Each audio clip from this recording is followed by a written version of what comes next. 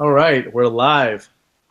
So this is one of the mods of ANBM, and today we're joined by Byron Wong from BigWowo.com and Tay, one of our members. What's up?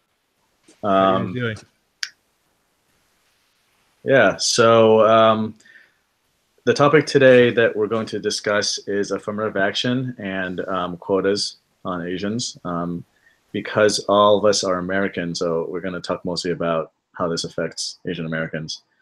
So since Byron, Byron has been in this space for a while. He has had podcasts in the past talk about this topic. So why don't you start us off, Byron?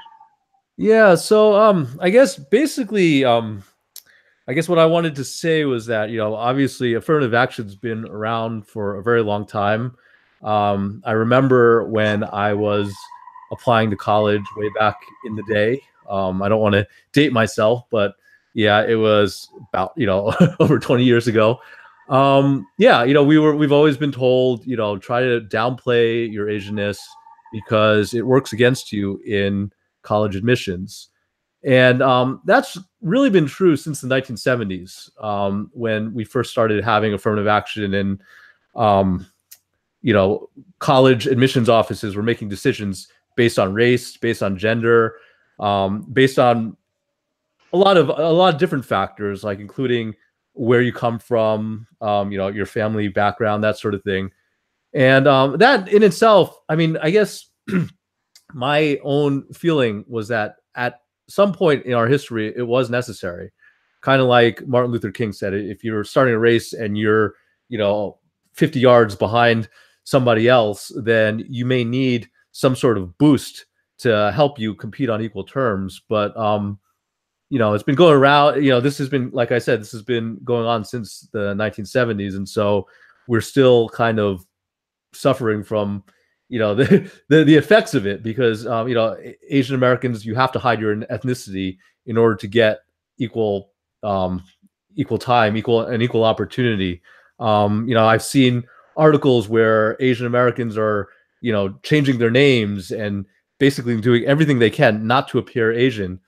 And yeah, it's not right. I guess what I wanted to talk about in this podcast was a different way, a little bit of my experience of how I have argued this over the past 15 years and how I think we need to change the discussion. But yeah, I'll let you, the other two people talk as well. So go ahead. All right, so Tay, do you want to chime in? Well, yeah, obviously there's a lot of different aspects to this issue that we can discuss. So I work with, I guess, referring back to just not just the college admissions, but with the issues of the higher tier high schools within New York, like the magnet schools is what we would call them, like Brooklyn Tech and Bronx Science and whatnot, and the controversy surrounding restricting access to Asians, within those schools, right? There's been a lot of solutions that's been laid out, and probably the biggest solution I can probably think of is trying to expand the schools within New York and trying to create more seats for everybody involved. And I think that's kind of where, where we kind of have to stand with a lot of these college schools, is that, maybe we just need to like upgrade their standards as well and try to turn them into Ivy League schools. What do you guys think of that exactly? Well, I mean, I think that to a certain extent, and this is the problem with, I shouldn't say problem. This is the issue with society in general. It's kind of like Jordan Peterson says, you could have equality of opportunity or you could have equality of outcome. It's very hard to have both. I totally agree that, right now, as it pertains to New York City, you guys are dealing with some really, really hard issues right now because a lot of the New York City schools are terrible. And anything that New York can do to improve them is obviously good. But at the same time, you're always going to have people who outperform other people. It's like that in sports. It's like that in medicine. It's like that in education. You will have people who just walk in one day and take a test and get perfect 1600 on their SATs, and then you'll have other people who study like crazy and can't break 1200. And so yeah, and so I do agree that you're gonna, it's good to improve public schools where people are just not getting an education, but you also, to a certain extent, I believe that you have to be comfortable with the idea that some people are just going to outperform other people, and that's just human nature. Right. And hopefully, I mean, hopefully we start actually improving because, all right, so, with Trump being elected and Betsy DeVos, who's currently the Secretary of Education, basically all the funding for all this, funding for all the budgets across all the schools got cut in half, and that's another issue that we have to deal with. And I think when it comes to schooling and it comes to a lot of these issues, we also kind of have to look at government policies, and perhaps, we as community should also consider trying to focus our efforts and trying to, make a change there. Because I think we could probably, I think a lot of this kind of boils down to, we're Asian Americans are easy political targets to kind of persecute because they don't really have a lot of political clout. They don't have a lot of power. And, the only way we really get power is if, we start making our voices heard more often, obviously. And for us to get to that point, I think that's I think we as a group of well, yeah, as as small as we are right now, as a political group within the states, that's the direction we really have to start heading towards.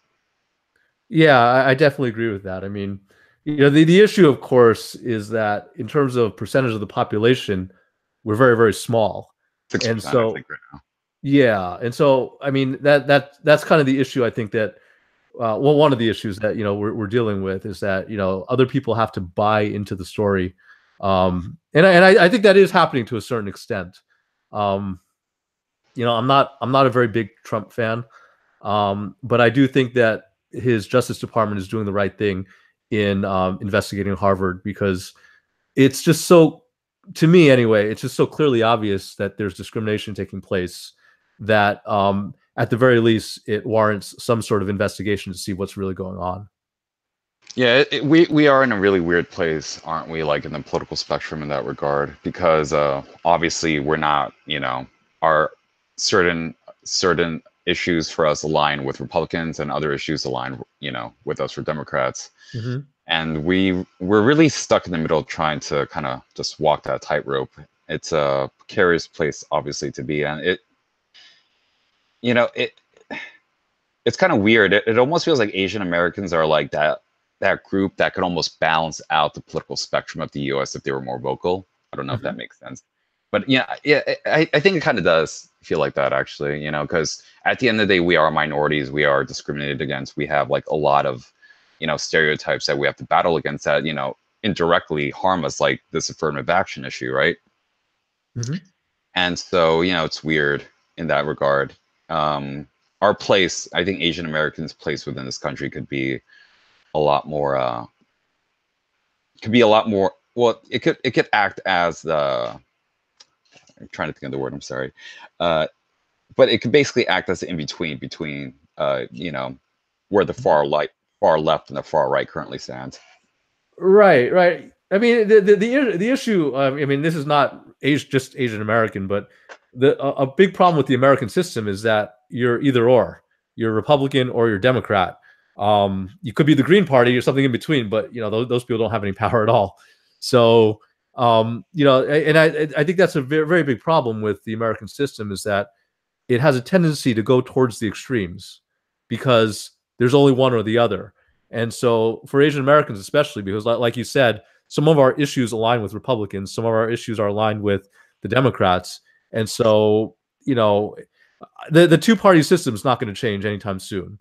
But in order to make it to thrive in this system, and it's not just Asian Americans, it's for white people and black people as well, there has to be some sort of moderate view that's being discussed. And unfortunately, that's not something that we have right now. Yeah, I'm really hoping that well, really hoping as Asian Americans become more and more wealthy in this country, because you definitely feel that influence, Mhm. all around the world that we're having now. Asians in general, not Asian Americans really, or even Westernized Asians, but ironically, it serves the same purpose because I feel like a lot of Western, or like Westernized people think that all Asians are basically the same, regardless of whether we're born in this country or born in Asia. Right, right, right. Well, Yeah. that the thing that I was good, I guess, when I first heard about this podcast, I think something that, because like I said, I've been through this discussion many, many times. I mean, it's probably on my blog. It's probably one of the issues that people most get passionate about, and so it's discussed over and over again. But one thing that I kind of have realized probably over the last few months is that I think that the way in which we go about discussing affirmative action needs to change, and I think that kind of ties into what you just said about people understanding, people being influenced by Asians and starting to look at Asians differently. We have to really humanize what it is that we are fighting for, and we also have to extend it out so that it includes other people. Now, what I mean by that is that over the years, when I discuss Asian American issues when it comes to affirmative action, a lot of people are okay, and this is just because of history, and Asians have always been the punching bags for American society. um, a lot of it, people are okay saying, like, these are Asian people. They're okay saying, well, I don't want to go to that school because there's too many Asians, or too many Asians makes this place a bad place. I don't really want to go to work in a place where there are too many Asians. I don't want to live in a place where there are too many Asians. I believe in diversity.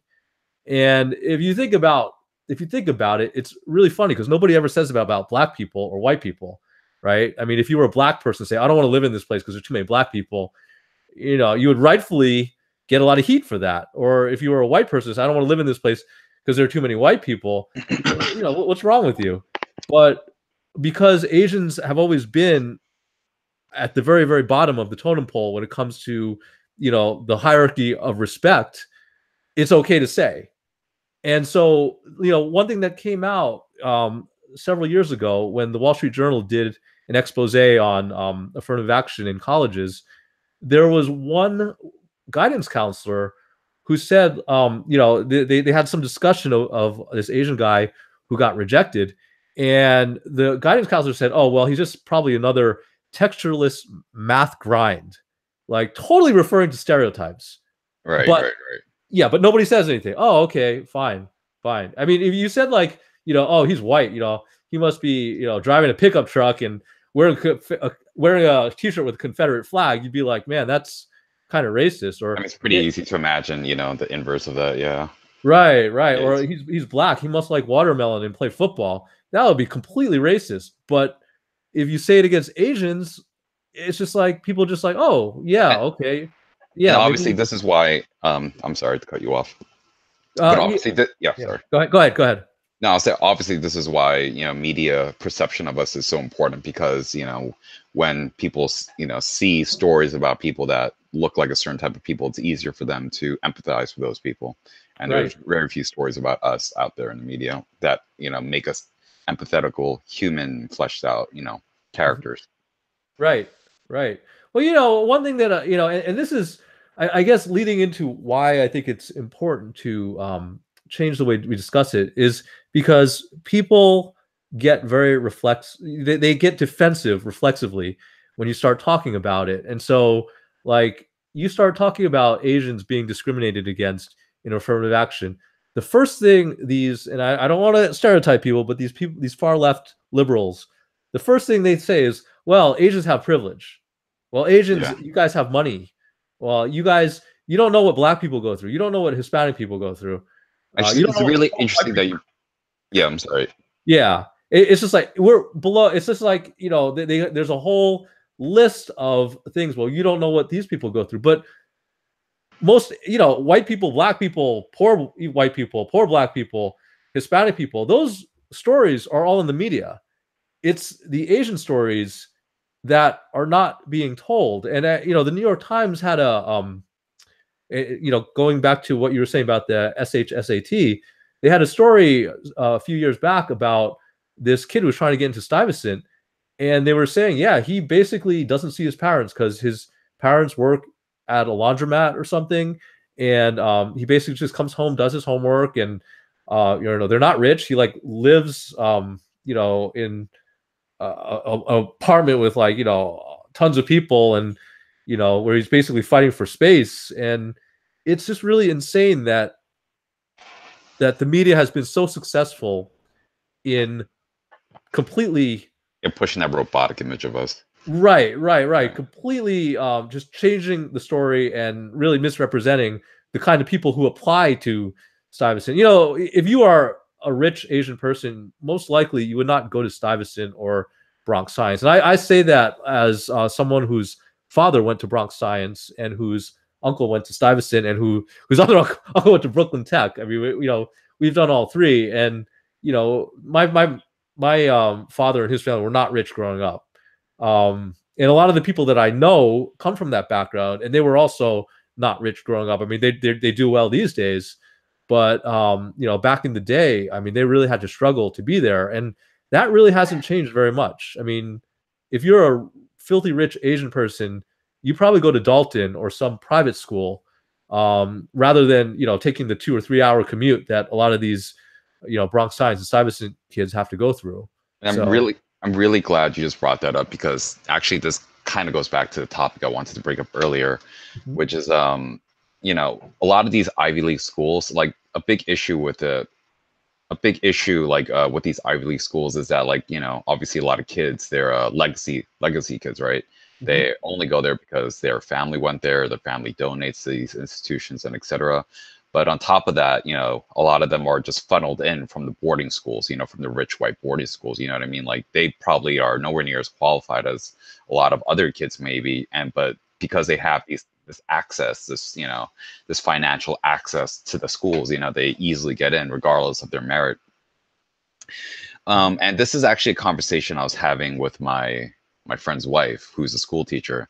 And she was also telling me, though, about how you have to understand that a reason why these schools are structured the way they are in terms of the student population is because white people or rich people or alumni and whatnot, they donate to these institutions, and it's obviously almost like guaranteed access when you do that. And this is a topic I wanted to bring up, especially with Asians becoming more and more wealthy, and it's this idea of us using our financial power to basically just buy our way into these institutions. And to be honest, it's like, I know, like, morally that sounds reprehensible, because it is, but at the same time, like, that's how the majority of these schools stay funded. That's how they keep their doors open. And they're not going to turn away kid whose parents donated $500,000 or $1 million.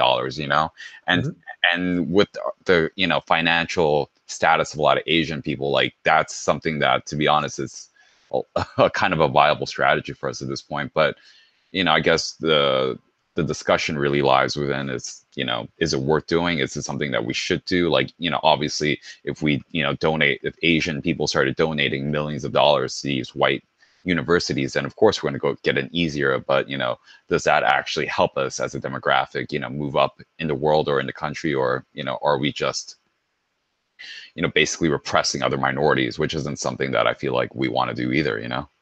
Yeah, I mean, the thing is, one thing, because most of my career was in sales and business and that sort of thing. There's a certain way that business kind of operates, where you have an ideal of how it should operate, and then you have practice, which is oftentimes completely different.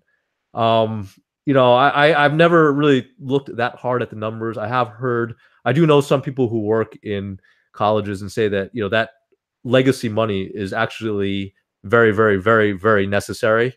In order for us to have world-class universities, we need to have well-funded universities. And so I'm guessing it's probably the truth is somewhere in between, where it's not going to go away because you do need that money, but at the same time, it's also probably something that should be kept in check, because if you know, if you're a stupid kid of a rich family, you shouldn't be going to a really, really hard school. Yeah, but the So question is obviously, should Asians start donating to these schools? Do you think it would? I would say definitely yes, because I mean, like I said, you know, there's a difference between theory and practice, and you know, sometimes you just have to play the game. Yeah. So unfortunately, you know, it's But the way, then that you leads know. to the question of like, are we really a minority? If we have the power to do that, because like, within the definition of like, the far left definition of racism, right, which is basically power plus discrimination or something like that, Right, or power plus race is racism, right? So right, like, if you have power, you can't be racist because like for all intents and purposes, racism as an oppressive tool only really applies if you have that financial power, over other people, right? right. So, I guess that begs the question of like, do we, because like a big negative stereotype that like kind of like keeps us from being humanized Hmm. is this aspect of you're Asian, you're privileged, right? And Right. like when we go to that point, when we go that route of, like contributing to, the kind of financial power structure of these white institutions Hmm. that, like may or may not, like continue the systematic racism we see in society. Hmm. Are we are we really rising above that, or are we just compromising our morals? I guess what Well, I think you know what I'm trying to say. yeah, no, I know exactly what you're trying to say, and I do see that point. I guess, and I guess like in my younger years, I kind of felt the same way. And I to a certain extent, I do to a certain extent still feel the same way. But you know, you got to think about power. What is power, right? Um, Power is, in Control. my mind, the ability to get things done, right? So when you're funding these institutions, you're not just yes, you are buying your way in, but you're also giving them money to achieve better things. Like, you know, let's say you fund enough money to build a new chemistry building, right? Where important medical research is taking place. You're helping the university achieve other goals by providing the funding so that kids can study medicine, can discover things, and make things happen. You know, the thing with power, the tricky thing about power is that it's just so very hard to define. I mean, like, for example, I mean, black people in power versus Asian people in power. I mean, who's got more political power? Well, the fact that affirmative action has been around for so long, and the fact that De Blasio is attacking the SAT with so much fervor and it looks like he's going to succeed. I mean, it's really not clear who's got more. Actually, it is kind of clear who's got more power here. I mean, it's the left, you know, the far left, because they're basically dictating the conversation and where it's going. And so, you know, for me, it's like, okay, you know, it's not so much about relinquishing power or grabbing power. It's about making it, using power in the right way, I guess is what I'm trying to say. So, you know, there's such thing as, you know, abusive power, but there's also such thing as good power where, you know, a rich man, for example, builds a center that, you know, where medical research can take place, or that helps poor people, or that promotes education. I mean, you know, there, so I don't think power is a bad thing. I think the misuse of power is a bad thing. Right. And I'm not trying to say that, there cannot be positive outcomes to Asians donating to white institutions, necessarily. Like, Mhm. obviously, especially if we could push like a caveat, like, we'll donate this much, or like these groups will donate this much, but, hopefully that'll mean that, X amount more students will be able to attend the university overall, right? Right. And I think another topic though is an idea of like, how black universities, they created their own universities like Howard and Brown. Hmm. And I think, Asians should also maybe consider that. Sorry, I don't think Brown is one, but I think Asians should also consider that route as well. Of maybe just creating our own schools. I mean, I don't know. I don't think to be honest, I think it might be, beneficial for everybody if Asians start just creating their own universities.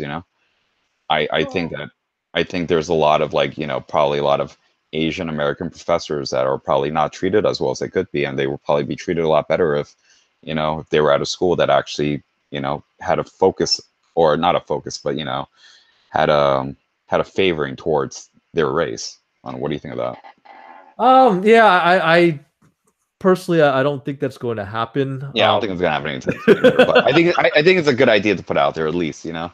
Yeah, no, it's a good idea to put out there, but the thing is that universities like, universities like Howard, like Spelman, the black universities, they kind of came up. I mean, yeah, they kind of came up during a time when black people didn't really have access to good universities. And now Howard and Spelman, they actually became good universities in their own right. But Asians right now, we have access to all the good universities. I mean, we can basically go wherever we want as long as affirmative action doesn't keep us out. We have access to Obviously, that. but this issue, brings that into question, right? Right. This issue, brings up. Oh, you're saying if affirmative action is going to keep us out, then just start our own universities? Yeah. Obviously, this is a growing issue. It's something that it started like 10 years ago, maybe 15 years ago. Obviously, it's always kind of been around. Especially, I mean, the U.S. obviously has a very long-winded history when it comes to discriminating and keeping Asians out of positions of influence and Right. education. But it's been obviously the issue has been heating up. Obviously, the last 5 years or so. I feel like even more so than than before. Yeah, well, I think part of that is the fact that, I mean, so prior to the election, and I'm sure there's a podcast somewhere online where where I mentioned this. I said that Donald Trump would be the best president in terms of the issue of race. I would say he out of the field, he was the best, and I said in everything else, he is the absolute worst. He's gonna absolutely tank everything else. All right, so you're gonna have to elaborate on the race part, though. Okay, so what, as a blogger, one thing that I noticed coming up, right prior to the election was that there was all sorts of weird stuff coming from American universities. You had that shrieking girl from Yale. You had that kid from Mizzou who like threw himself in front of the president's car and then claimed that the president hit him. Yeah. You had Michael Brown. You had all these like weird stuff where people were just saying things that were just totally false and just lying, and there was no repercussions at all. It was just like, are you kidding me? Michael Brown, he tried to kill a cop, and you're standing behind him, and so there was all this weird stuff. And so I said that with Hillary Clinton, it would just be the continued. We would just have the same old pandering, where it'd just be like, oh yeah, black people are oppressed, yeah, Asian people are leeches, yeah, white people are racist. I see And what you mean. Yeah. it would just keep on doing it. And I said that because Trump, he basically just says what he says, and he comes from a business background. I think that is important. He comes from a business background. He's a very blunt individual. Yeah. Yeah, he's just going to lay it out and then let people deal with it. And I said that if we got Hillary, we were in a lot of trouble because Asian Americans being the weakest constituent in the entire country, it was just going to be, beat up on Chang for the next 8 years. And so I do think that a lot of my predictions, they haven't really unfolded the way that I thought they would. I thought there would be a reckoning where, more conservative voices would be, within the black community would step up and say, hey, let's help fix our community. That hasn't happened, but I do think that there is a level of honesty that we would not have if Hillary Clinton had won. And so I voted for Hillary. Let me just clarify. I voted for Hillary, and if I could go back, I would still vote for Hillary. And I do think that the country would be in a better state if Hillary won. But in terms of the race issue, I mean, we're seeing that right now where Jeff Sessions is taking on Harvard. That is the right thing to do in terms of racial justice. And so, yeah. Yeah, the thing, I definitely agree that I think, well, I didn't vote at all. Let me just clarify that right now. Sorry, excuse me. I voted in the last election. I didn't vote in this one. I couldn't bring myself to vote for either candidate to be. They were both terrible. Yeah, they were. I was a brony bro. I went to Philadelphia during the DNC convention and protested and whatnot, and it was pretty brutal. I definitely got my heart broken this election. This past election, 2016, and the way I see it though is that like I feel like Hillary was like she was completely like fueled by third wave feminism, Mhm. and it just not just like third wave feminism necessarily, but just social justice warriorness, just like it was fueling her campaign so much, and I was like, and at the same time it was like Donald Trump was like kind of like fueled by the alt right. I mean, maybe that's just me as someone that goes on Reddit too much, but that's what it felt like, and it really felt like whoever was going to win, it felt like Donald Trump kind of needed to win because I felt like social justice warrior ness was getting completely out of control in my opinion, It and I was felt way like out of control. Yes. at that point it was completely out of control, and they were like even now like we're talking about ridiculous things like like hormonal therapy for children and whatnot, like completely ridiculous thing that I have no idea how we got to this point so quickly. It's like gay marriage got legalized, and that's great. I was completely in support of that. And like, less than 10 years later, we're talking about giving our kids, transgender like hormone therapy. And obviously, like that was just, way too left for me. So in that sense, I'm kind of glad that Donald Trump kind of won, but because I felt like that kind of balanced that out a little bit, and obviously, he's not good for this country at all. I don't think, we really have gotten any, good wins out of this, ever since. I mean, I didn't want to see either of them, get elected, I just expected Donald to win because I really think that, Hillary, the moment Hillary did what she did to Bernie, she automatically lost that election, Right. it didn't really matter. Like it was pretty apparent who was going to win that election at that moment, so and that entire election, like leading up to the actual election, the entire presidential campaign itself was just this, oh man, that was so brutal to watch. Right. All Yeah, right. that was a car wreck every single time those two got together. Oh man, the entire thing was really bad. Yeah. Hold on a second. Okay, so yeah, that's definitely true. The election was, is very tumultuous. But let's go back actually on Yeah, let's topic. move on to about that. Yeah. That's fine. If you guys don't mind, I know Byron was just talking about Jeff Sessions and the Department of Justice going up to Harvard. So Byron, do you want to kind of expand on that, like what happened and your thoughts on that? Well, I mean, it's pretty simple. We're not going to know very much until it proceeds a little further. But yeah, so I mean, yeah, going back to the whole Hillary thing. I mean, I was, and this is related to Jeff Sessions. But I thought, well, if Hillary wins, Asians are never going to be able to get full respect. We're never going to get equal justice, in terms of college admissions. And I was resigned to it. I have family from Malaysia where they've got an absolutely brutal affirmative action program that just basically limits all sorts of opportunities for Chinese people. And it's not as bad here in the US, but I figure it's going to be the same no matter where we go. Asians are just going to have to figure out a way to take it on the chin and try to minimize the damage from, racist policies. But with Jeff Sessions, we have a more conservative attorney general. And so he is actually investigating Harvard to see if Harvard is discriminating against Asians. There's many things that people can look up, but one of the things that has been brought up is that the percentage of Asians in this country has gone up, but the percentage of Asians being accepted to Harvard has pretty much stayed the same, which kind of indicates that, spoken or unspoken, there's some sort of quota there, which is illegal. And so the Justice Department is investigating Harvard, and they're going to find out whether or not something fishy is going on. And so, I'm totally behind that. I mean, I don't know. It seems kind of fishy to me, but yeah, let's just let the investigation proceed and see what happens. I think Yale also recently had a new investigation pop up against him as well, right? Well, the Ivies have been investigated for a long time, but as far as what Byron was mentioning, as far as the Ivy Leagues having racist policies against Asians and such, I mean, I don't think that's debatable. That's definitely fact. The percentage, I mean, there was a really good article written by Ron Unz, in the American Conservative Journal. It's called "A Myth of the American Meritocracy."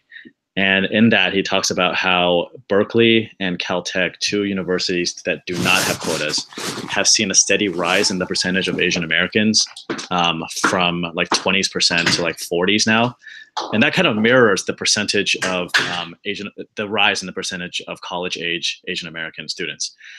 And at the same time, during the same like 20 or 30-year period, you see the number of Asian Americans in Harvard, Yale, these Ivy Leagues remain exactly the same at around 20%.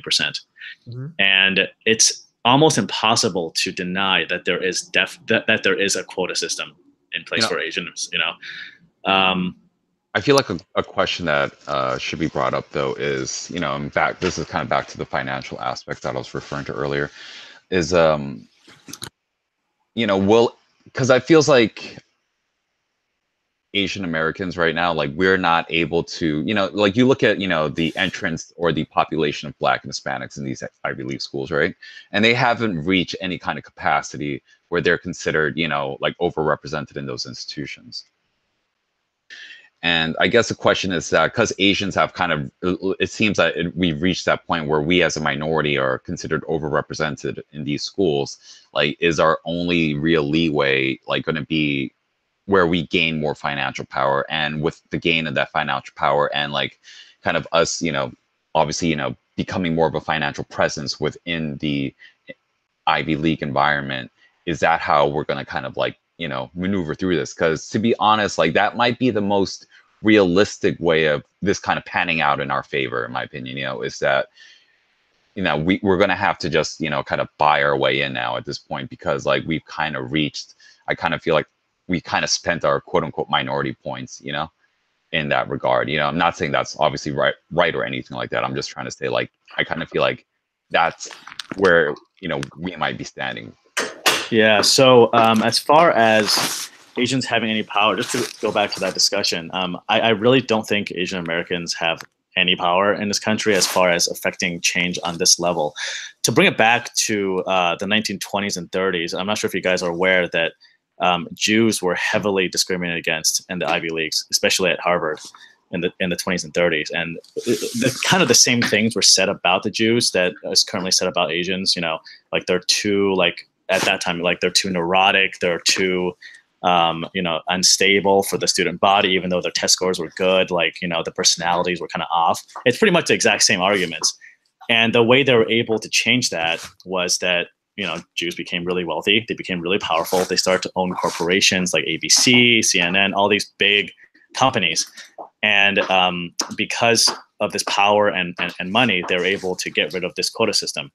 And now that's happening to us, unfortunately. Yeah. And a way to affect this change, I don't think donating money or whatnot to Harvard or these programs are going to change much. I do think that gaining power as well as money will make a huge difference. But the issue that we have as Asian Americans, as you guys probably agree with, is that we're not very united. There have been many powerful Asian Americans. The founder of YouTube was Chinese American. There's a lot of Yahoo as well. But a lot of these people, I think, were forced down from their positions, but they also just didn't care or didn't know that much about our obstacles. So they didn't use their position to kind of affect change, right? And that's what we need is we need Asian Americans in positions of power to kind of make changes in our favor. And we haven't seen that. Like individuals donating money to Harvard at one, I guess that could change, that could help things for sure.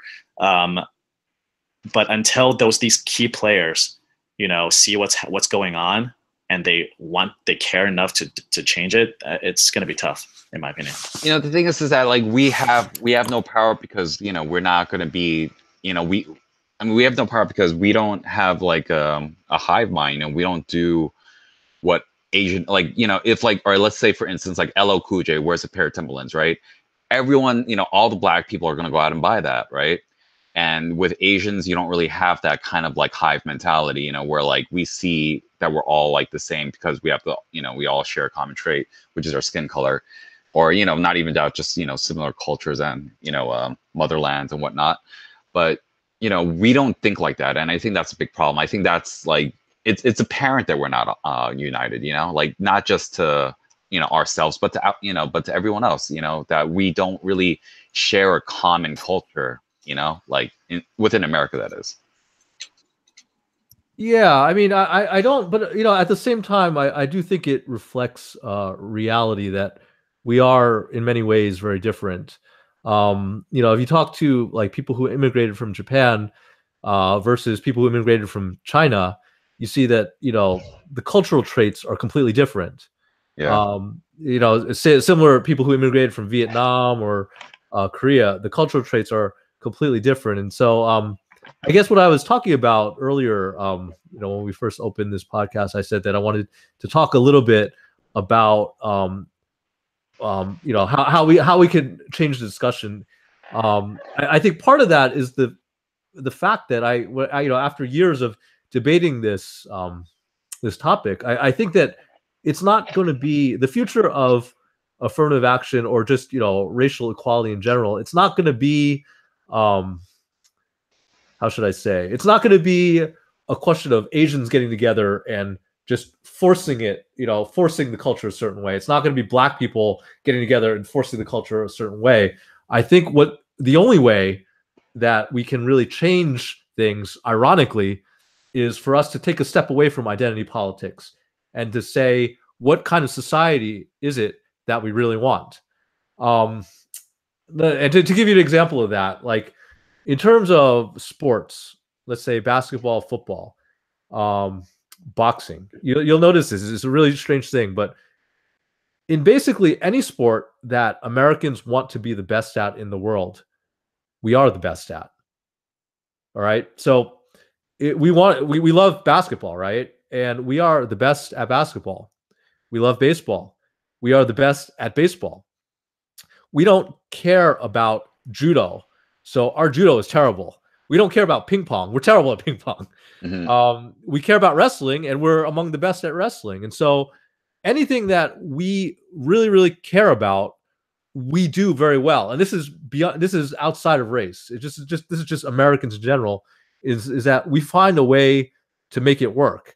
Now, if you look at basketball, or you look at boxing, or you look at baseball, or any of these other sports that we are good at, you'll notice that there is a strong focus on meritocracy, meaning that if you're trying to become the best boxer in the world and you're just not up to par, you get tossed out. There are, the history books are littered with people whose dreams have been broken, trying to become the next Michael Jordan, but they just didn't have what it took, or, the circumstances just weren't right to get them there, and they just fall out.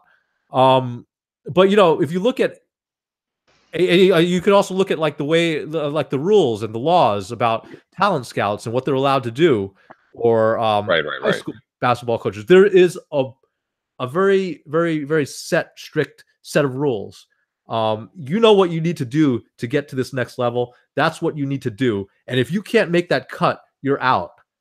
And in many ways, it's brutal, but that's the way it is. But you'll notice that we don't have that with education. With education, it's all about feeling good. It's all about, well, these people are poor, and they're not measuring up. So we need to take all of our resources and focus on them, right? I was talking to someone who was from Malaysia recently, and he was telling me that his daughter is in Malaysia and she is student number 2. And I said, what does student number 2 means? He said, well, in terms of her overall scores and where she's at, she's the number 2 student in the class. So they basically rank all these students, and everybody knows exactly where they stand, right? Kind of like the way we do in tennis. I mean, tennis, or any sport, really. Any sport, really, right?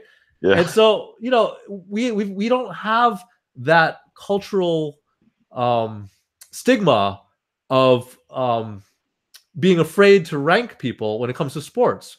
But when it comes to education, it's all about, well, we need to, we need to support their self-esteem. We need to make them feel good about themselves. We're not as cutthroat in education as we are in sports. Yet we're top in the world in sports, but we are just lagging in so many areas in education. And I think that if there's a way to turn that around, and don't make it like Asian versus black or black versus Asian or Asian versus white, make it, what kind of world do we want to live in? We want to live in a world where people can go where they want to go, and where they strive. Right. We want to make it so that, so that the world makes sense. Right now, in sports, we totally make sense, but in education, we're just like so far behind the rest of the world. So, yeah, I completely agree with that argument. I think that's an excellent argument, and I think that we should frame it. You're right, that to see to say that, we are Americans and we want America to be number one in everything, right? Especially in education, which is extremely important. And if we're to have things like affirmative action, which is against meritocracy, it's keeping us behind. The one thing that some people might say, and I've seen this argument, it doesn't really make any sense, is that some people are saying that Asians are getting to where we are and we're doing it unfairly. Like we're basically working too hard. Like we're putting too much of our effort into education. Like we spend all of everything we have on tutoring, on after school programs and such. And because of these quote unquote advantages, we're able to get into these top schools, which I think is obviously a BS argument. Right? Do you want to hear something funny? So, I was on Facebook. This was like a month ago, but there was this Italian guy named Vito Labella, and it's funny because I don't know how I got it, but I was looking at this YouTube of him and his son, and he was basically, his kids are also living in the New York area, and they also wanted to go to one of the specialized schools. So you got this Italian guy, he's a police officer, and he actually takes his kid to Flushing every Saturday and puts them with the Chinese kids to start studying and getting ready for the SAT. And he was saying that he's like, he goes, it's a great video. If I could find it, I'll give it to you, and you could post it up. But he was saying that how much discrimination Asian people face. He's like, nobody ever makes fun of the white kids. No one ever makes fun of the black kids. But when it comes to the Asians and how much they study, people are always looking down on them. He goes, I took a different approach. I said that I want my kid to have the same opportunities that these Asian kids have. And so I did the next thing by looking at who is succeeding in passing this test, this test. And I said, well, I don't remember, it was like the Confucius Academy or something like that is succeeding. And so I drive my kid to Flushing every weekend to do it because that's the way it should be done. He goes, if you want to be the best basketball player in the world, what do? You shoot 100 baskets a day. If you want to be the best cello player, what do? You practice. Why is education different? If you want to pass the test, you just have to practice, and you will pass the test. He has one kid who did exactly that, who went to Brooklyn Tech. And now, his son, in the YouTube video, his son's saying, hey, I put all this work in because I want to be the best. And now you're telling me you're going to make it about race. That's ridiculous. That's racist. And he's absolutely right. I mean, that argument is completely wrong. I mean, it's ludicrous if you think about it, because anything you want to be good at, what do? You practice. But for some reason, there's this cultural stigma in the US that, best is not best when it comes to education. Yeah, and ultimately it's kind of messed up, because especially when you look at the economy, and people aren't really acknowledging the fact that, yeah, we have a really bad economy and we have a really bad education system. Maybe those two things are connected to an extent. You know what I mean? Right. Yeah. I agree. No, it's like looking at Michael Jordan and saying he's good because he practices too much. He's at the gym for too long, and you should give these kids who are, not as good a chance by, not working so hard. It makes no sense. I mean, it shows just how backward our culture is. It's like we should go to the lowest common denominator as opposed to looking up at the top. And I think also, this argument is also racist in many ways, because it's saying that Asians have no talent and we're good at education. We're good at school because all we do is work hard, which is not true. I mean, I think test taking, a lot of it is talent, and it is it's baseline intelligence. Some people, no matter how hard they study, will not score high on that exam, right? On the SHSAT. And that kind of just disregards the actual definition of talent, which is if you have talent, you have to practice, develop that talent, you know? Exactly. It's a combination, right? So it's disregarding Asian talent, and it's kind of saying, yeah, it's also racist by saying that Asians work too hard, which doesn't make any sense at all. Like, Right.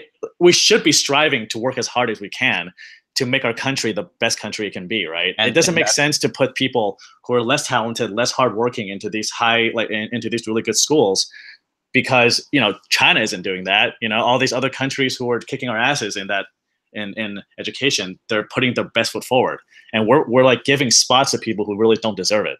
And to be honest, that's probably a big reason why the economy is as bad as it is. You know, we might have the lowest like rate of unemployment, you know, in history or whatnot, but we've also never had a higher rate of homelessness. You know, all the jobs that are out there are all very low paying wage jobs, you know, and there's people, there's especially in California here, there's a record number breaking number of homeless people. It's like 1.3 or 4 million, you know, like the most homeless people in the entire country. You know, a lot of them are working full-time jobs. You know, they're living out of their car in like homeless parking lots, basically, where, you know, homeless people, you know, who still own vehicles go there and they park their vehicle and they, you know, charge the batteries and they sleep there basically, and they use it as a, you know, as a makeshift trailer park essentially with their cars. Mm-hmm. And, you know, a lot of these people, they probably, you know, the education system probably failed them to a large extent, right? You know, and that's because we are so lax with our standards. You know, we don't push our kids to, you know, be smarter, and, you know, they end up failing in school because the system's garbage, you know? And that's why, you know, it's a big reason why we have the kind of economy we have right now, is because people, they don't know how to, you know, do for themselves. You know, they don't know how to be, you know, educated and competitive and, you know, using your mind to compete in the world, you know. They, you know, because the schooling system doesn't teach that, to use your mind to compete, because there's so many, you know, safety nets and, you know, all that other kind of stuff like GEDs and whatnot. And it leads to, you know, this horrible economy where like probably like 60-70%, you know, probably 40% at least is like working, you know, minimum wage paying jobs. And a minimum wage paying job is not going to get anyone by these days. Right. And as far as, you know, people staying poor and being poor, I think Byron alluded to this before, but a lot of the Asians who are doing well in education in school are not wealthy. A lot of them are extremely poor, and their parents and their families and culture, actually. Yeah, the wealthy kids, they go to boarding school. The wealthy kids go to boarding school. Yeah. But yeah, and so, like, you know, these kids' parents who are also poor and their culture kind of understands that the only way to get out of poverty is through education, is to get that college degree, get a good job, or you know, go to medical school or whatnot. And they're putting all their eggs in that basket because they know that's their only chance to succeed. Mm-hmm. Well, that, and you know, yeah, that's a and cultural basically thing. by having affirmative action, it's not really hurting the wealthy Asian kids. It's hurting the kids of, you know, restaurant workers, laundromat owners, you know, like the really poor Asian kids. And you know, I think you guys talked about this as well, but people have this illusion that Asians in America are wealthy. Well, the highest rate, the ethnicity with the highest rate of poverty in New York City are actually Asians. Mm-hmm. And a lot of these kids get out of that poverty through education. So again, you know, I think a lot of the Asian Americans in this discussion who are pro affirmative action, pro quotas or whatnot, they don't really interact with these poor Asian kids. They don't have any friends like that. So they see themselves as privileged because they probably are themselves. No, I disagree in that regard. I think that a lot of these poor black kids and poor Hispanic kids see these like poor Asian kids, but they just kind of ignore them. You know what I mean? Like they don't even acknowledge existence. But then they see like the few Asians that have the Beamers and, you know, like the Mercedes and whatnot, and, you know, they might go to like these Asian conclaves, you know, and see how well developed they are, and that gives them the perception that all Asians are rich. You know what I mean? Instead of seeing us talking as, like, about the Asians, though. Yeah. Right. I'm talking more about the Asian Americans who are, you know, politicians and who are on TV talking about how they're for affirmative action. Oh, right.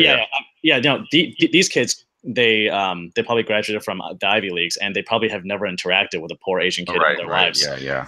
And so they don't give credence to, they ignore them, or they either purposely or not. But yeah, the ones who are being hurt right now are the poor Asian kids who, without a chance to get out of their poverty through education, they're kind of screwed. Mm-hmm. So what do you guys think? Yeah, it's pretty messed up overall though, because ultimately it's this idea that like if you because all right, so because there is no score necessarily to get into any of these magnet schools, right? Basically, like they just take the top percentiles, right? So if the top percentile is 90, then you have to score at least a 90. Like if the top percentile, the lowest of that, scores a 90, then you have to hit that 90 threshold to get in. Mm-hmm. And and this is something that I feel like would connect Asian Americans, to be honest, with America a lot more, is if we were like, you know what? No. All these high schools should be performing up to the standard of these, higher tier schools, or at least, create more schools that, have the same standards for these kids that are putting in all this work, because like if you're like, let's just say like, black kid and you got like an 85 and you like literally missed it by 5 points, like I feel like that's kind of wrong too, that, you should be kept out of that. I feel like, we as a political group, as an identity group, right? We should be, really pushing for this idea that we need to increase the educational budget. We need to take it from wherever we can, from whatever budget, from the fucking military. Doesn't matter, the military that we just gave like probably another 500 billion to like recently, and like at the same time, we're currently working with literally half the budget. Like the American education budget is literally half of what it was last year right now. And, so of course we're not going to be able to open up more magnet schools in that kind of scenario. And I feel like, maybe that's where we should really focus on taking more of a stand, as a group of Asians. Maybe we should all be pushing for a higher education budget, pulling money out of where we know it's there, it's there. And we're not, I feel like, maybe that, maybe that would be the better course of action, I feel like, for everyone involved. I think that's a good thought. I think that, it can never hurt to put more money into education. But I think fundamentally the issue, I'm being perfectly honest, is culture. Right. You look at countries in East Asia, like Singapore, tiny country, Malaysia, like Byron was saying, China, Korea, Japan. These countries don't have nearly the budget in education that we do. And yet, for some reason, they destroy us in every metric of education, right? Why is that? I mean, it's definitely not money, it's culture. I have friends who are teachers, and they say that in really poor areas, that they rarely have the parents show up to these like TSA meetings. In the entire class of like 30 people, there would be like 1 or 2 parents who show up for the teacher conferences, the teacher parent conferences. And in wealthier areas, almost every parent shows up. I think, Byron, it's probably true for your school as well, right? Like your kids. Oh, yeah. Yeah. So we got mostly Chinese and Indians, and yeah, they fight their way into that school to meet the teachers. So right. So what are your thoughts on that? Like, I think I think expanding funding and such is important, but these schools, honestly, it is a zero-sum game. I think there can only be so much money you can put into education and these schools. And there's only so many people that can fit into these schools, and you can expand the student body and whatnot, but eventually there's only so many people. And right now we're fighting to kind of reduce the quote, like to get rid of quotas so that Asians can have a higher percentage of that total number. But I think it is a zero-sum game. And right now, I think Asians should just fight to increase our numbers, to get rid of the quota so that we can fairly be represented in these schools. I definitely agree with you that, in terms of Asians should be, looking out for themselves right now, because ultimately, like, we kind of don't have any real allies in the political spectrum, right? But at the same time, I don't really agree that it's a zero-sum game. I really think that we could, especially America, could be doing way more for their education system, and to be honest, it's the entire system in itself is flawed, when you look at like Germany's education system, the moment you enter high school, you could pick up a trade, you could actually start planning your future out, like the things we learn in the contemporary American education system is, completely irrelevant to, a young person's real life and actually preparing them for the real world. So, I definitely think there's a lot of adjustments that, should be made to the American education system. And I think Asian Americans could be a really, really strong political presence in that regard. Yeah. So, what do you think? Yeah. Yeah, I guess my view is that, we don't, I guess I kind of, the only thing I would disagree to a certain extent is that we don't really have to look out for ourselves. Like I said, I think we could step away from identity politics and we'll be fine. I think, and to a certain extent that comes from my years just debating. I mean, you see these Asians, these rich Asians just say, yeah, we need more diversity, and let me just, step on my cousin's neck so that I can help make a name for myself. The identity politics, I don't think we need that. What I think we need is just more of kind of what Gary was saying about the culture. Several years back, Oprah Winfrey built a school in Africa, and she was being criticized. She said, people were saying, well, why are you building a school in Africa when there are poor black kids here? And her response, which, I think she's the only one who would ever get away with this. She goes, well, the kids here, they care more about their iPods and sneakers. And so basically she's like, yeah, well, the kids here don't care about education. I'm going to give my money where it's appreciated and where people are going to actually, put some effort into bettering themselves rather than just, caring about iPods and sneakers. Definitely a little bit Bill Cosby-ish. Definitely a little bit Bill Cosby-ish, but she definitely has a good point. She's got a great point. Excellent point. Yes. Yeah, and to a certain extent, though, it's not really the kid's fault. I mean, it's the parents' fault. It's the society's fault. It's the culture's fault. It's a lot of people's fault. It's to a certain extent, it's probably our fault. But the bottom line is that has to be fixed. If you have a school with, single motherhood is just all over the place, where, nobody knows who the fathers are, right? Where people are getting shot in the streets, right? Where, people don't really care about education, you're not going to get anywhere. And there's an excellent book I'd recommend. It's by Ying Ma. It's called Chinese Girl in the Ghetto. And so Ying Ma is she's a Cornell grad. She's a lawyer. I think she worked a little bit on political campaigns as well. But she grew up in like the most ghetto of the ghettos, a Chinese girl. All by with she was like the only Chinese kid in a room full of a school full of predominantly African Americans. It kind of sounds like me a little bit. Sorry. Oh, is it? Yeah.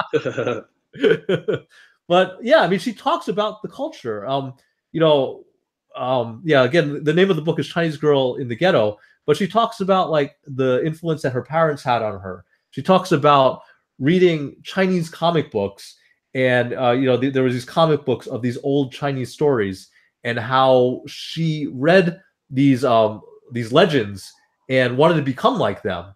And so she put all her effort into doing well in school so that she could better her position in life.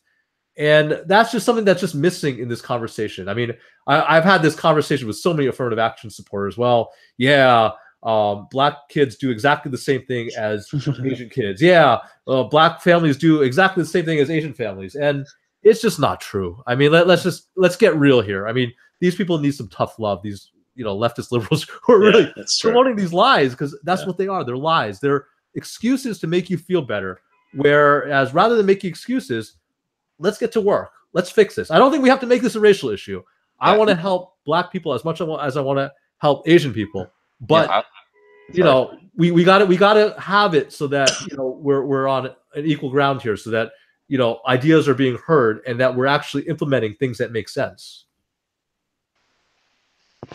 Yeah, it's. I mean, that's the most difficult part, though. Like, that's kind of almost out of the scope of education, right? Trying to approach that, changing the culture, changing, basically subculture within this country that's been, I mean, that's, let's be honest, has very complicated implications for why they are the way they are, or why things are the way they are for them, right? Right. Absolutely. Yeah. So it's definitely a complex, concept to even, begin to approach. I was, and this is something I don't really want to say necessarily because I feel like it's politically incorrect, but I feel like I almost have to say the story now because like, I have Black friends, I have Hispanic friends. I grew up, I'm born and bred New Yorker, and I, obviously growing up in New York, it's the melting pot of the world. You will never live in a more diverse place on the planet, probably. And I was talking to one of my friends about his new job. He works at Tesla, right? And he he's a smart guy. He got his way up to working like in a a Tesla car dealership basically. And he's only like 18 or 19 years old, so he's a pretty enterprising young guy. And I was having a conversation with him about kind of what we're having a conversation about right now, which is kind of the culture and like how like certain ethnicities are like more successful than others, depending on like the kind of clients that he's getting and whatnot, because he tells me that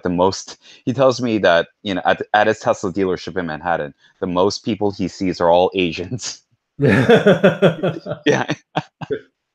He says that like it's mostly Asians that come in. It's like second is white, but like first is Asians. It's like literally 40% of the business at the Tesla dealership in Manhattan is apparently Asians. It's because And Teslas are awesome. Yeah, Teslas are awesome. To be honest, they're a way better deal. Sorry. You save an average of $2,000 a year on gasoline using a Tesla. Did you know that? That's I crazy. didn't know that. Yeah, $2,000. You get a $2,000 savings on a Tesla versus a conventional vehicle. Anyway, so what happens is that he was telling me about why are things the way they are, and he says ultimately it's about the culture, and he told me that his father told him like because he got up to like I think he's at like he told me he got up to a fairly sizable amount in his savings, basically. And his father told him, oh, now you have enough to buy a really nice car, right? And obviously my friend, me and him were discussing this, and he was telling me about how he really didn't like that kind of, response from his own dad, be like, because like, in any other culture, like they will tell you to go, invest that in some property or invest that in some stocks, don't, like very few cultures, I mean, but, certain urban cultures would, push that mentality that if you get to that point where you have like $70,000, you should immediately spend it on something almost, like a vanity item, basically. Mm-hmm. Yeah.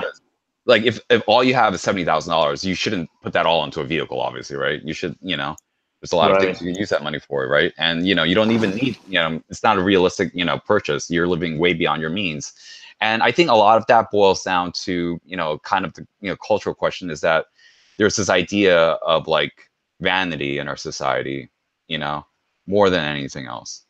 That these subcultures, they buy into it so much, and that's really what's kind of hurt. That's always been hurting us. America has this very vain perception of like consumerism, and they very it's been a really long time since I really feel like America just kind of valued like straight up like hard work and merit, to be honest.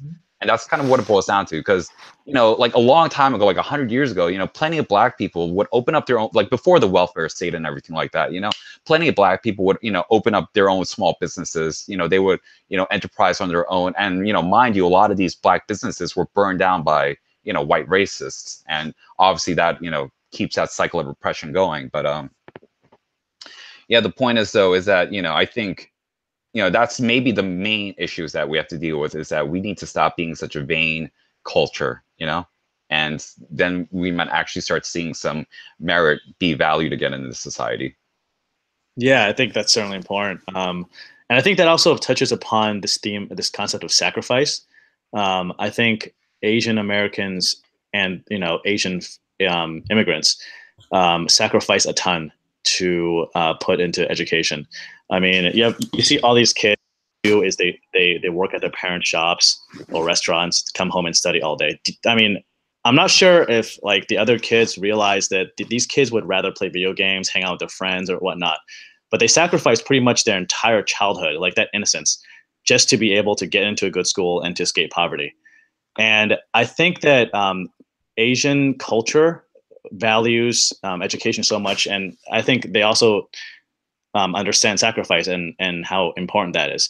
I think in modern American society, amongst non-Asians, that concept of sacrifice is kind of lost.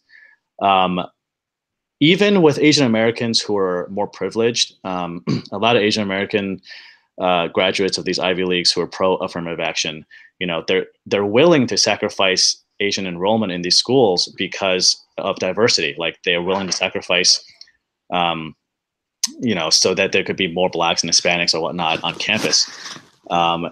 If you flip that question onto African Americans, like, would you want, like, is it okay to lower your enrollment numbers so that America gets its best and brightest into these campuses? What do you think the answer is?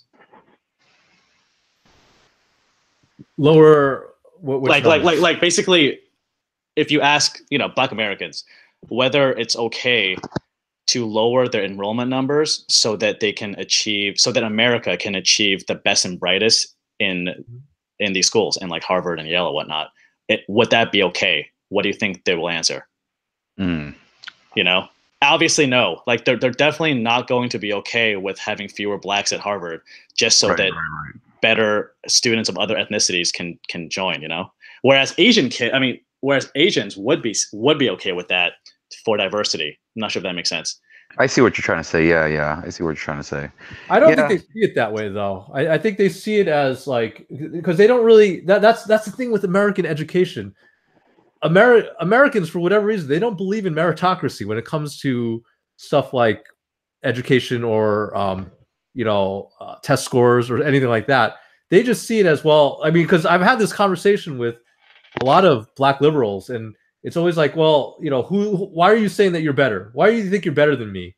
And it's not about that. It's like, you just look at the test scores. And I mean, there was a study several years back where it was found that all things being equal, if they were to, what's the word? If they were to extrapolate the SAT scores, an Asian had to have like 460 points more than a Black person to get an equal opportunity to make it into a school. Now that's not actual points. That's like considering extracurriculars, considering community service, that sort of thing. It was like 450 points that they needed to get. But people, for whatever reason, if you talk to these liberals, they don't really believe in test scores. They don't really believe in merit when it comes to academics. They don't really believe that somebody with a 1600 score is really better than someone with a 1400 score. Let's say they don't. Let's say they did believe that, though. Let's say they did believe that. Do you think that Hispanic and Black kids, or like the parents or whatnot, do you think they'll still be okay with having more Asians and fewer Blacks and Hispanics, even if it's merit based, even if those test scores mean something and they know that? Do you think they'll care? I don't think they would ever publicly say that they agree with that, because it's hard to make that argument. Like, because if you look at sports, for example, where it is agreement, you say Michael Jordan or LeBron James is better than this bench warmer. People will say, yeah, he's better than the bench warmer. Let's take LeBron James instead of the bench warmer. People say that, but nobody says it about academics. It's just like, well, if my kid had the opportunity to go to that college, he would be the next Albert Einstein. I mean, that's the way people think, and I've had this conversation with them many times. I mean, it's just really weird, because you would think that it's obvious that someone who scores a 1600 is better than someone who scores a 1400. You would think that it's obvious, but for whatever reason, these people never admit it. I guess my question is, even if they did think, like, let's say these test scores are based on IQ scores or whatnot, or like maybe not IQ, because that's actually controversial too. But let's say it's purely based on something that's measurable intelligence, right? Do you think these, like, do you think Blacks, Hispanics, whites, do you think they will, even if they knew it was legit, would be okay with Harvard being like 50% Asian? They're going to claim that the system's rigged. It's happened so many times. So basically what I'm saying is, like, they don't give a shit. Like, they don't really care about meritocracy, even if it's staring them in the face. Like, that's the issue. Is that, like, the issue is too many Asians and they want fewer of them. That's it. I mean, just to be clear, that's my opinion. Just to be clear, like, some of these Black parents whose kids are in Stuyvesant and Brooklyn Tech, many of them think like you and me.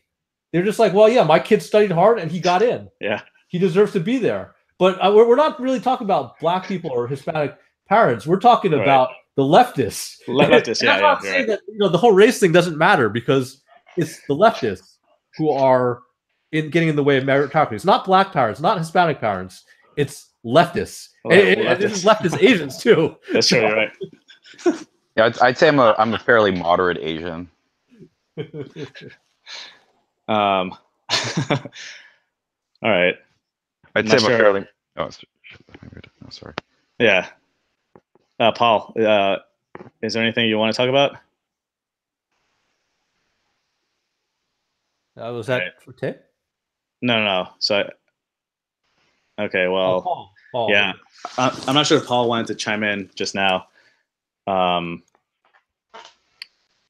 you there? I think he just unmuted himself. Yeah, but I can't really hear him. Well, anyway, yeah, I guess my point at the end of this discussion is just like, everything is fine and dandy, but I think the primary issue is, in my opinion, racism. Is that these non-Asian people see a ton of Asians in these schools and they're threatened.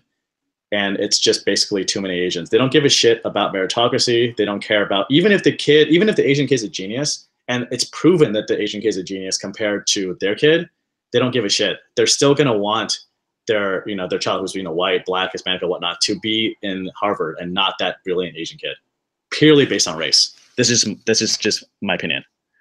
And I agree with that. And sorry.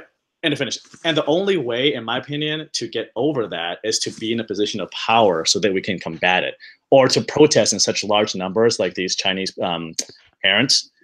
Like, those are like the only two options. Like, fighting for, to appeal to people's, like, to these leftist, sensibilities, it might be a waste of time, in my opinion. Yeah, no, I was gonna actually say I agree. Well, you just basically stated what I was gonna say, is that we, Asians, I think we've basically reached our threshold for, how many Asians would be allowed in these Ivy League institutions just based on merit alone. And at this point, the route we have to go is basically we have to acquire power and financial status to be able to influence these kind of decisions moving forward. But I also do like the idea of, like, maybe Asians just starting their own schools at the same time, because I do feel like Asians in general could probably create universities that are just, way better than the Ivies, to be honest. I don't know. Yeah, I had that thought too, but it's really difficult. Like, obviously it's difficult, yeah. It costs like hundreds of millions of dollars to start such a program, and you'd have to draw talent from.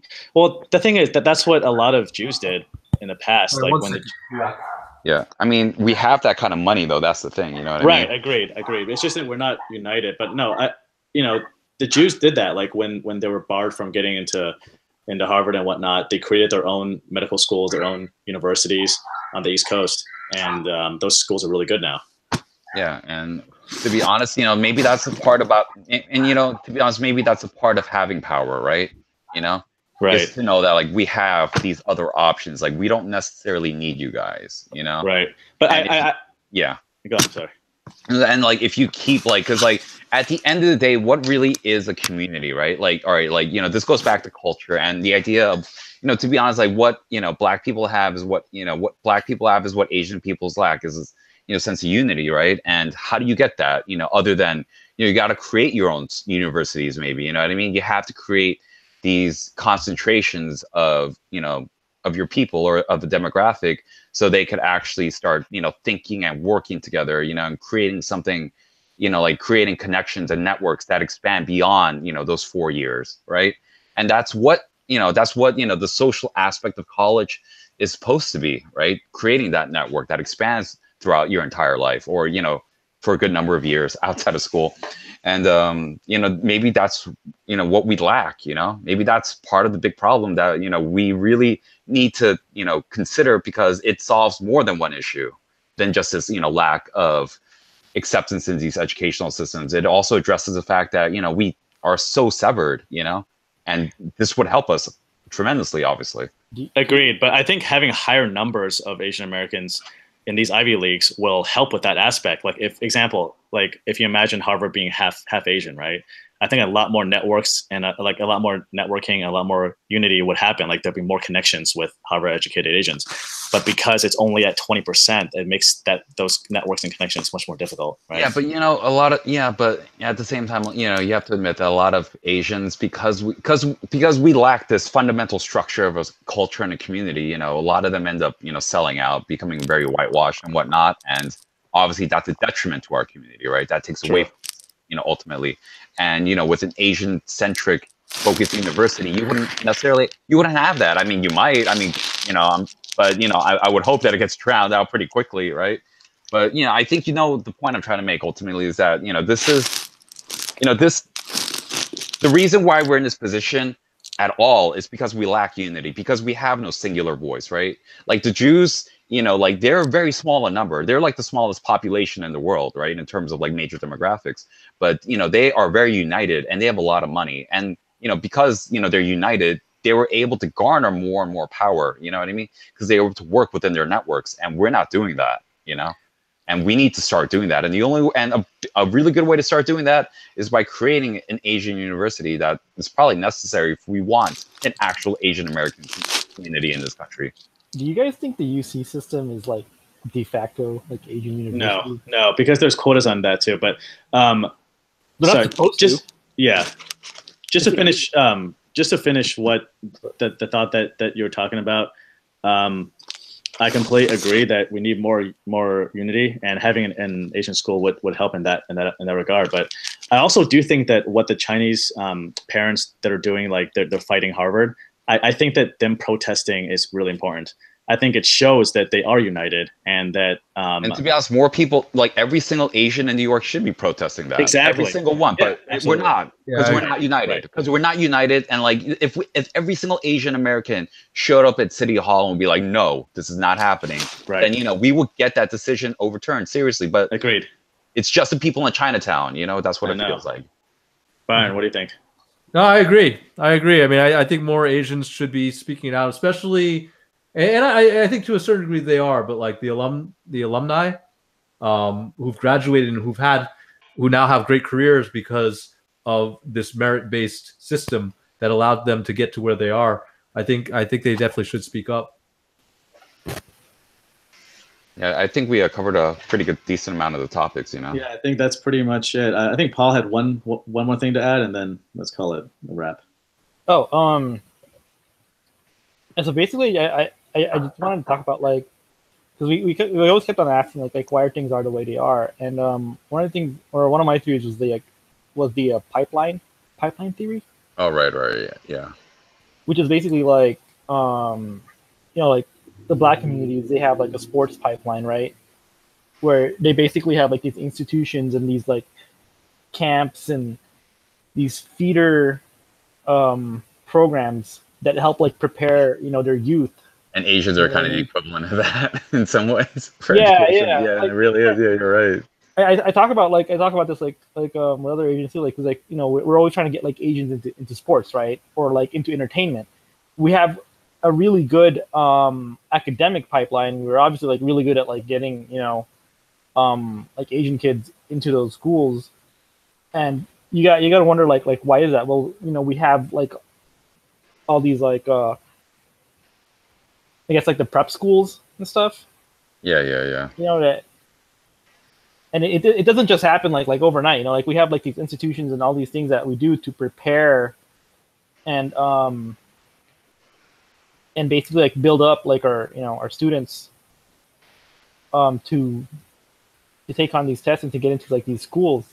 And it's the same thing with like with the Black community. Like they have they had that pipeline as well.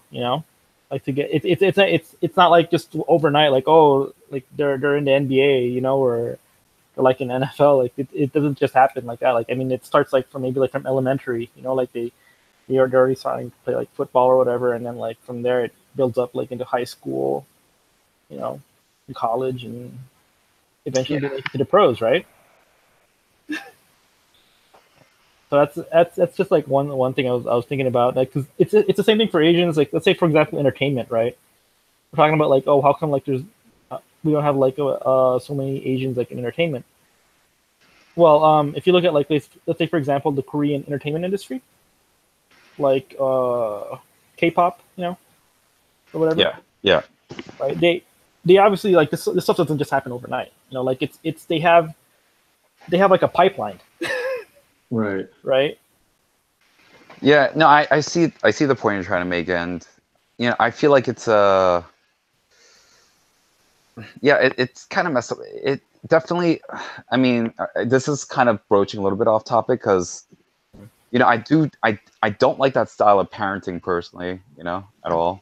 Where it's this idea that like you should like basically just raise, tiger, because like when you're but the equivalent for sport parents is it's the same thing where like all you're doing is kind of like pushing your kid into doing like one thing and being like this one kind of person instead of like that person becoming an individual on their own. I think that's a big problem with parenting in general, and it's borderline abusive, to be honest, in my opinion. I don't think it's okay. All right. Sorry. I mean, you gotta push like your like I don't know, like these like there's a fine line. You should motivate your kid, but at the same time, like you gotta encourage him to greatness. You know what I mean? Otherwise, like it's. Yeah, but like at the sacrifice of what though? Like how many Asian kids like that like at the end of the day, you're right. It's okay.